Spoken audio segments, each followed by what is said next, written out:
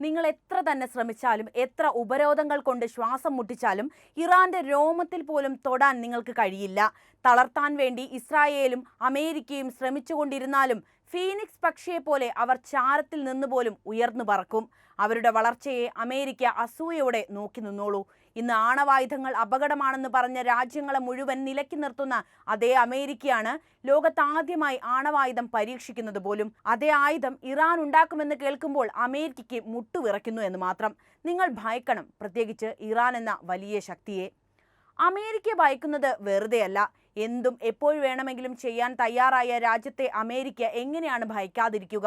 ഇറാന്റെ യുറേനിയം ഖനനം വീണ്ടും ഗണ്യമായി വികസിപ്പിച്ചതായുള്ള ആണവ നിരീക്ഷണ ഡാറ്റയുടെ ഏറ്റവും പുതിയ റിപ്പോർട്ട് പുറത്തു വന്നതോടെയാണ് എത്രമാത്രം അപകടകാരിയാണ് ഇറാൻ എന്ന് ലോകം തിരിച്ചറിയുന്നത്. അതായത് ഇറാനെ അമേരിക്ക ഭയക്കുന്നതിന്റെ പ്രധാന കാരണം ഇറാനിൽ വളർന്ന ആണവായുധങ്ങളാണ്. ലോകത്തെ ഏത് രാജ്യത്തെയും തച്ചു തരിപ്പണമാക്കാൻ തക്ക പ്രഹരശേഷി ഉൾക്കൊള്ളുന്നതാണ് ഇറാന്റെ ആണവശേഷി എന്ന തിരിച്ചറിവ് അമേരിക്കയ്ക്ക് വന്നു കഴിഞ്ഞു. മുമ്പ് കണക്കാക്കിയതിനേക്കാൾ വളരെ വലിയ കരുതൽ ശേഖരം ഇറാന് വന്നു ചേർന്നതായിട്ടാണ് ഇറാൻ ആറ്റമിക് എനർജി ഓർഗനൈസേഷൻ അറിയിച്ചത്. ഇന്റർനാഷണൽ ആറ്റോമിക് എനർജി ഏജൻസിയും ന്യൂക്ലിയർ എനർജി ഏജൻസിയും ചേർന്ന് പ്രസിദ്ധീകരിച്ച ദ്വിവത്സര റെഡ് ബുക്ക് റിപ്പോർട്ടിലാണ് ഇത് സംബന്ധിച്ച കണക്കുകളുള്ളത്. 2024 അവസാനത്തോടെ 6 യുറേനിയം ഖനികൾ കൂടി പ്രവർത്തിപ്പിക്കാൻ ഇറാൻ നേരത്തെ പദ്ധതിയിട്ടിരുന്നതായി റിപ്പോർട്ടിൽ പറയുന്നു. അതുമാത്രമല്ല, ഇറാന്റെ അയിര് ഉൽപാദനം ഈ വർഷം ഏകദേശം 4 ഇരട്ടി വർദ്ധിപ്പിച്ച് 71 ടണ്ണിലെത്തുമെന്നും റിപ്പോർട്ട് പറയുന്നു. യാസ്ത് പ്രവിശ്യയിലെ നിലവിലെ ആർഡാക്കൻ യുറേനിയം ഉൽപാദന കേന്ദ്രത്തിന് പുറമെ അതേ പ്രവിശ്യയിൽ തന്നെ സ്ഥിതി ചെയ്യുന്ന നരിഗൺ ഉൽപാദന കേന്ദ്രത്തിന്റെ വികസനത്തിനായുള്ള സാധ്യതാ പഠനങ്ങൾ നിലവിൽ നടന്നുകൊണ്ടിരിക്കുകയാണ്. തങ്ങളുടെ യുറേനിയം സമ്പുഷ്ടീകരണ പ്രവർത്തനങ്ങൾ സമാധാനപരമായ ആവശ്യങ്ങൾക്കുള്ളതാണെന്ന് ഇറാൻ എപ്പോഴും വാദിക്കാറുണ്ട്. പക്ഷേ ആണവായുധത്തിന്റെ കാര്യത്തിലേതുപോലെ തന്നെ ഇറാനിൽ എന്ത് വികസനം ഉണ്ടായാലും അതിൽ ശത്രുക്കൾ അസ്വസ്ഥരാണെന്ന കാര്യം പ്രത്യേകം പറയാനില്ല. എന്നിരുന്നാലും കഴിഞ്ഞ വർഷം അമേരിക്ക ആസ്ഥാനമായുള്ള institute for science and international security പറഞ്ഞത് പ്രകാരം ഇറാന്റെ യുറേനിയം വിഭവങ്ങൾ ഒരു ആണവായുധ ശേഖരണത്തെ പിന്തുണയ്ക്കാൻ കഴിയുമെങ്കിലും വളർന്നുവരുന്ന ആണവ റിയാക്ടറുകൾക്ക് ഇന്ധനം നൽകാൻ അവ പര്യാപ്തമല്ല എന്നതാണ്. കഴിഞ്ഞ മാസം പുറത്തുവന്ന ഇറാന്റെ യുറേനിയത്തിന്റെ ശേഖരം 6 ആണവ ബോംബുകൾക്ക് തുല്യമായ അളവിലേക്ക് ഉയർന്നതായി UN ആണവ നിരീക്ഷണ സംഘം കണ്ടെത്തിയതോടെയാണ് അമേരിക്കയ്ക്കും അതുപോലെ അമേരിക്കൻ ചേരിക്കും ഇറാൻ കണ്ണിലെ കരടായി തുടങ്ങിയത്. ആണവായുധം ലോകത്ത് പരീക്ഷിച്ചതും അതിന്റെ വിപത്ത് ലോകത്തെ അറിയിച്ചതും ഒക്കെ തന്നെ അമേരിക്കയാണെങ്കിലും പിന്നീട് ആണവശേഷിയുള്ള രാജ്യങ്ങളെ മുഴുവൻ നിലയ്ക്ക് നിർത്താനും ചട്ടം പഠിപ്പിക്കാനും തന്നെയാണ് അമേരിക്ക ശ്രമിച്ചുകൊണ്ടിരുന്നത്. ഇസ്ലാമിക വിപ്ലവത്തിന് ശേഷം ഇറാനിൽ സംഭവിച്ച മാറ്റത്തെ ഒട്ടും ഉൾക്കൊള്ളാനാകാതെ വന്നപ്പോഴാണ് ഉപരോധങ്ങളിൽപ്പെടുത്തി ഇറാന്റെ സാമ്പത്തിക രംഗത്തെ ശോഷിപ്പിക്കാൻ അമേരിക്ക ശ്രമിച്ചുകൊണ്ടിരുന്നത്. അതുമാത്രവുമല്ല, 2026 അവസാനമാകുമ്പോഴേക്കും ഇറാൻ തങ്ങളുടെ പെട്രോ കെമിക്കൽ ഉൽപാദനശേഷി 9.0 ദശലക്ഷം ടൺ വർദ്ധിപ്പിക്കാൻ പദ്ധതിയിടുന്നുവെന്ന് നാഷണൽ പെട്രോ കെമിക്കൽ കമ്പനിയുടെ മേധാവി അറിയിച്ചിട്ടുണ്ട്. പെട്രോ കെമിക്കൽ ഹോൾഡിംഗ് സ്ഥാപനങ്ങളുടെ സഹകരണത്തോടെ വാതകം ശേഖരിക്കാനുള്ള ശ്രമങ്ങൾ വ്യവസായത്തിന്റെ ഫീഡ് സ്റ്റോക്ക് വിതരണം വർദ്ധിപ്പിക്കുമെന്ന് മാനേജർമാരുടെ യോഗത്തിൽ സർക്കാർ ഉടമസ്ഥതയിലുള്ള കമ്പനിയുടെ തലവൻ ഹസൻ അബ്ബാസാദെ പറഞ്ഞതായി ഇറാനിയൻ മാധ്യമമായ ഷാന റിപ്പോർട്ട് ചെയ്തു. പെട്രോ കെമിക്കൽ സ്ഥാപനങ്ങൾക്കുള്ള വെല്ലുവിളികൾ നേരിടുന്നതിന് പ്രായോഗിക നടപടികൾ സ്വീകരിച്ചുകൊണ്ട് ഉൽപാദനത്തിനായുള്ള നിക്ഷേപ വർഷത്തിൽ വ്യവസായത്തെ സജീവമായി പിന്തുണയ്ക്കാൻ അദ്ദേഹം കമ്പനി മാനേജർമാരോട് ആഹ്വാനവും ചെയ്തിട്ടുണ്ട്.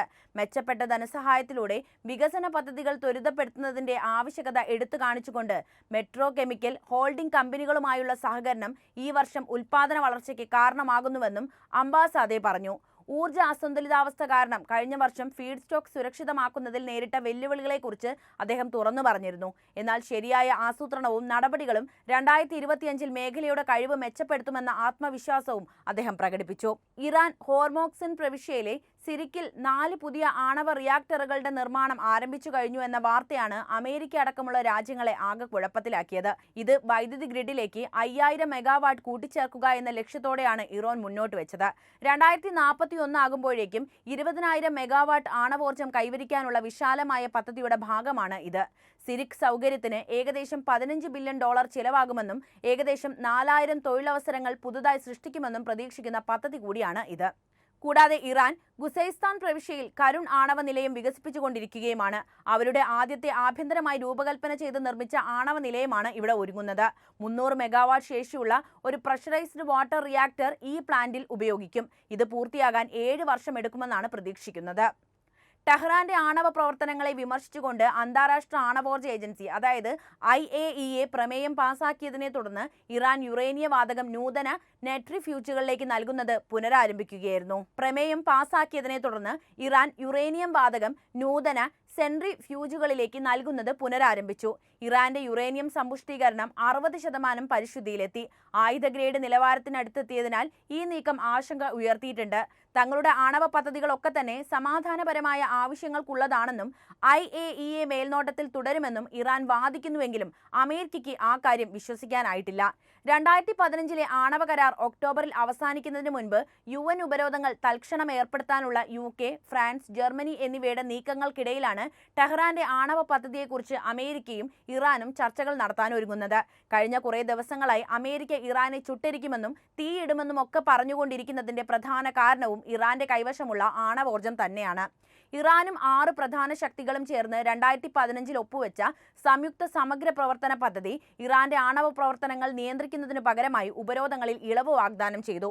എന്നിരുന്നാലും 2018 US പ്രസിഡന്റ് ഡൊണാൾഡ് ട്രംപ് കരാറിൽ നിന്ന് പിന്മാറുകയും US ഉപരോധങ്ങൾ പുനഃസ്ഥാപിക്കുകയും ചെയ്തു. ഇത് ഇറാനെ അതിന്റെ പ്രതിബന്ധങ്ങൾ കുറയ്ക്കാൻ പ്രേരിപ്പിച്ചു. ഇറാൻ ഇപ്പോൾ 60% വരെ യുറേനിയം സമ്പുഷ്ടമാക്കിയിട്ടുണ്ട്. ഇത് ആയുധ ഗ്രേഡ് നിലവാരത്തിനടുത്തെത്തിയതോടെയാണ് അമേരിക്കയുടെ വയറ്റിൽ തീയാളിയത്.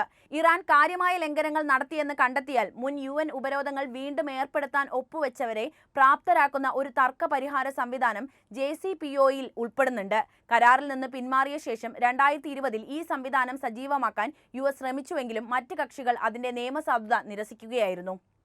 പ്രത്യേക മാനവ വിഭവശേഷി വളർത്തിയെടുക്കാനുള്ള നീക്കത്തിന്റെ ഭാഗമായി ഇറാൻ തങ്ങളുടെ ആണവോർജ്ജ വിദ്യാഭ്യാസ പരിപാടികൾ പ്രാഥമിക തല വിദ്യാഭ്യാസം കൂടി ഉൾപ്പെടുത്തി വികസിപ്പിച്ചിട്ടുണ്ട്. നിലവിൽ 13 ആറ്റോമിക് സ്കൂളുകളുണ്ട്. ആണവ സൗകര്യങ്ങൾക്കുള്ള നഗരങ്ങളിൽ കൂടുതൽ വികസിപ്പിക്കാനുള്ള പദ്ധതിയും ഇറാന്റെ മനസ്സിലുണ്ട്. ഇറാന്റെ ആണവ പദ്ധതി വിപുലീകരിക്കുന്നതിൽ മിഡിൽ ഈസ്റ്റിലെ സംഘർഷങ്ങൾ ഒരു പ്രധാന പങ്ക് വഹിച്ചിട്ടുണ്ട് എന്നത് ഇവിടെ എടുത്തു പറയേണ്ടതാണ്. ഇറാനുമായി പുതിയ ആണവ കരാറിനായി ട്രംപ് ഭരണകൂടം നടത്തുന്ന ശക്തമായ ശ്രമം US സഖ്യകക്ഷികൾക്കിടയിൽ സംഘർഷ സാധ്യതയെക്കുറിച്ചുള്ള ഭയം ഉയർന്നതിന്റെ സൂചനയാണ് കാണിക്കുന്നത്. നയതന്ത്രപരമായ ഒരു പ്രമേയത്തിന് പ്രസിഡന്റ് ട്രംപ് ഊന്നൽ നൽകിയിട്ടുണ്ടെങ്കിലും ചർച്ചകൾ പരാജയപ്പെട്ടാൽ ഇറാൻ ഗുരുതരമായ പ്രത്യാഘാതങ്ങൾ നേരിടേണ്ടി വരുമെന്ന മുന്നറിയിപ്പും അമേരിക്ക നൽകി കഴിഞ്ഞു. അതായത് അമേരിക്ക വിചാരിച്ചത് നടന്നിട്ടില്ലെങ്കിൽ ഇറാനെ കത്തിക്കുമെന്ന് തന്നെയാണ് അമേരിക്കയുടെ നയമെങ്കിലും അത് അത്ര എളുപ്പമല്ലെന്ന കാര്യം അമേരിക്കൻ പ്രസിഡന്റ് ഡൊണാൾഡ് ട്രംപിന് വ്യക്തമായിട്ട് അറിയാം. കഴിഞ്ഞ കുറച്ച് വർഷങ്ങളായിട്ട് പശ്ചിമേഷ്യയിൽ നടക്കുന്ന പല ആക്രമണ സംഭവങ്ങൾക്കും ഇറാന് ആയുധങ്ങൾ ഉണ്ടാക്കാൻ ഊർജ്ജം നൽകിയിട്ടുണ്ട്.